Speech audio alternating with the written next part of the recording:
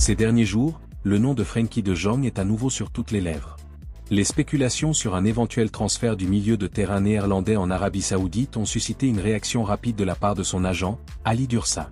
S'adressant aux médias Télégraphe, Ali Dursun a catégoriquement nié tout contact avec le football saoudien et a réaffirmé l'engagement de son client envers le FC Barcelone. Il a déclaré « Frenkie ne pense qu'à rester au Barça. Les deux parties sont très heureuses, qui sait? Peut-être que nous continuerons ensemble plus longtemps. » Malgré les rumeurs, le joueur est clair sur son objectif, rester dans une équipe où il se sent pleinement intégré et heureux. Selon son agent, la seule priorité de Frenkie de Jong est de rester en bonne condition physique et de contribuer autant que possible au succès de l'équipe. Cependant, cette saison n'a pas été facile pour le Néerlandais. Bien qu'il ait fait 13 apparitions en Liga et en Ligue des Champions, son rôle dans le 11 de départ a été limité, avec seulement 2 titularisations et 362 minutes accumulées. Cette situation a suscité des doutes quant à sa continuité dans l'équipe, mais les propos de son agent semblent dissiper toute incertitude à court terme. L'avenir de João Félix à Chelsea semble de plus en plus lointain. Arrivé comme une recrue prometteuse, l'attaquant portugais n'a pas réussi à s'imposer comme un titulaire indiscutable sous les ordres d'Enzo Maresca. Avec seulement 787 minutes de jeu en 16 apparitions toutes compétitions confondues, ses performances sont irrégulières, même s'il compte 5 buts et 2 passes décisives à son actif. Mais cela ne semble pas suffisant pour assurer sa pérennité à Stamford Bridge. Face à ce scénario, plusieurs clubs ont commencé à faire des démarches pour s'attacher les services de l'ancien joueur de l'Atlético Madrid et du FC Barcelone. Fenerbahçe, dirigé par José Mourinho, apparaît comme le principal candidat à l'engagement de l'attaquant portugais sous forme de prêt jusqu'à la fin de la saison. Selon les médias turcs, José Mourinho serait intéressé par la signature de João Félix pour renforcer son équipe, qui cherche à réduire l'écart avec le leader de la Super League turque, Galatasaray. Selon AS, la signature de João Félix serait stratégique pour Fenerbahçe, car son salaire, bien qu'élevé, pourrait être plus en phase avec les possibilités du club par rapport à d'autres noms comme Anderson Talisca, qui était également dans l'orbite de l'équipe.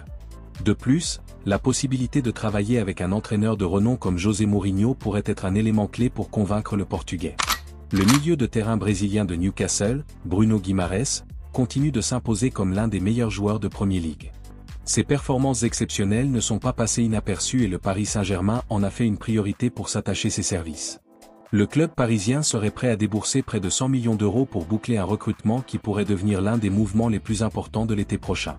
Depuis son arrivée à Newcastle, Bruno Guimarães a été un pilier essentiel de la croissance de l'équipe, apportant équilibre, vision et une capacité unique à influencer les deux zones du terrain. Sa capacité à récupérer des ballons et à générer des opportunités offensives l'a placé parmi l'élite des milieux de terrain en Angleterre. Cette combinaison de caractéristiques fait de lui une option idéale pour le Paris Saint-Germain, qui cherche à renouveler son milieu de terrain avec des joueurs de haut niveau. Le club français, connu pour sa politique de transfert ambitieuse, voit dans le Brésilien un joueur clé pour renforcer son projet sportif. L'investissement qu'il serait prêt à consentir reflète non seulement le talent du joueur, mais aussi la nécessité de s'attacher les services de l'un des milieux de terrain les plus recherchés d'Europe. Cependant, Newcastle ne le laissera pas partir facilement, car Guimarães est au cœur des plans de l'équipe pour rester compétitif en Premiership et dans les compétitions internationales. Ces derniers mois, plusieurs rumeurs ont fait état d'un possible retour d'Achraf Hakimi au Real Madrid. La proximité entre le latéral marocain et Kylian Mbappé a alimenté les spéculations selon lesquelles le club pourrait envisager son retour comme un geste envers la star française, qui reste une cible prioritaire pour Florentino Pérez. Mais le scénario est clair, le Real Madrid n'envisage pas de recruter Achraf Hakimi. Achraf Hakimi, actuellement l'un des joueurs clés du Paris Saint-Germain, est sur le point de renouveler son contrat avec le club parisien jusqu'en 2029. Ses performances sous les ordres de Luis Enrique ont été remarquables, avec des chiffres qui montrent sa progression en tant que défenseur latéral offensif. Bien que le joueur ait une affection particulière pour le Real Madrid, le club n'a pas manifesté d'intérêt pour le faire revenir. Le conseil d'administration du Real Madrid estime que sa décision de vendre Achraf Hakimi à l'Inter Milan à l'époque était la bonne. Defensa Central affirme que malgré son talent évident, le Real Madrid préfère opter pour un profil qu'il considère plus adapté à son style de jeu, comme Trent Alexander-Arnold. Le latéral anglais, en fin de contrat avec Liverpool en 2024, est la priorité du club, qui envisage de le recruter en janvier. L'attaquant brésilien des Wolverhampton, Matheus Cunha, a attiré l'attention de Manchester United grâce à ses excellentes performances ces derniers mois en Premier League. Son niveau de jeu, caractérisé par son habileté technique, sa vision du jeu et sa capacité de finition, l'a positionné comme l'un des attaquants les plus en forme du championnat anglais. Cette performance n'est pas passée inaperçue aux yeux de Ruben Amorim, l'entraîneur des Red Devils, qui a demandé son incorporation en vue de la fenêtre de transfert de janvier. Depuis son arrivée à Wolverhampton, Matheus Cunha a été un élément clé du schéma offensif de l'équipe, apportant à la fois des buts et des passes décisives à des moments cruciaux. Sa polyvalence en attaque et sa capacité à s'adapter à différents postes ont fait de lui un atout inestimable pour les Wolves. Cependant, sa notoriété croissante a suscité l'intérêt des clubs plus importants, Manchester United étant en tête de la course pour ses services. Ruben Amorim, conscient de la nécessité de renforcer le jeu offensif de son équipe, voit en Matheus Cunha l'option idéale pour dynamiser l'attaque des Red Devils. Les qualités du Brésilien correspondent parfaitement à la philosophie de jeu de l'entraîneur portugais, qui recherche des joueurs dynamiques et capables de créer le danger.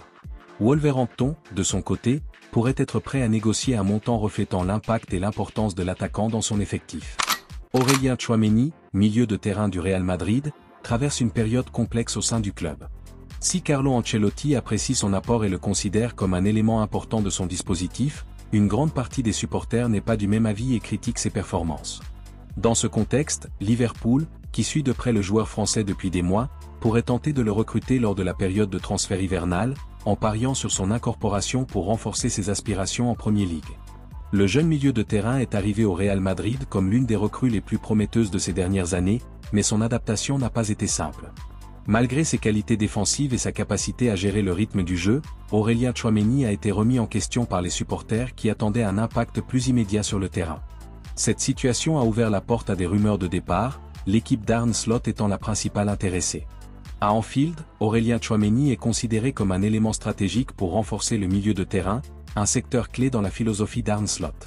Liverpool a connu une bonne saison, mais le manager néerlandais cherche à recruter des talents supplémentaires pour lui permettre de rivaliser au plus haut niveau et d'augmenter ses chances de remporter le titre de champion d'Angleterre. L'investissement nécessaire pour réaliser ce transfert serait considérable, mais le club anglais serait prêt à faire un effort financier important pour conclure l'affaire en janvier. L'attaquant de Manchester United, Marcus Rashford, ne cache pas son désir de porter le maillot du FC Barcelone lors du mercato hivernal. L'attaquant anglais, qui traverse une période difficile chez les Red Devils, donne la priorité à un transfert vers le club catalan pour relancer sa carrière dans un contexte de tension au sein de son club actuel. Marcus Rashford, âgé de 27 ans, a vu son rôle à Old Trafford diminuer depuis le début de la saison 2023-2024. Bien qu'il ait réussi à améliorer ses performances au cours de la campagne actuelle grâce à des prestations remarquables, comme son doublé contre Everton, cela n'a pas suffi à convaincre le manager Ruben Amorim. Son exclusion du groupe lors des derniers matchs a renforcé les spéculations sur un départ imminent. De son côté, le Barça est à l'affût d'une opportunité. Soucieux de renforcer leur ligne d'attaque, les Catalans cherchent des solutions pour atténuer leur dépendance à l'égard des jeunes comme Lamine Yamal et des stars comme Rafinha. Bien que la situation financière du club limite ses mouvements, un prêt serait la solution la plus viable pour s'attacher les services de l'attaquant anglais. La situation de Marcus Rashford à Manchester United ne s'est pas seulement détériorée sur le plan sportif. Des facteurs extrasportifs semblent également avoir joué un rôle dans sa déchéance au sein de l'équipe. Cela a conduit le joueur à explorer de nouvelles opportunités et à se tourner vers un avenir possible en Liga. La fenêtre de transfert hivernal semble être à la croisée des chemins pour l'attaquant anglais et les Blaugrana. Les négociations entre les deux clubs devraient s'intensifier dans les semaines à venir, Marcus Rashford étant déterminé à réaliser son rêve de jouer au Camp Nou.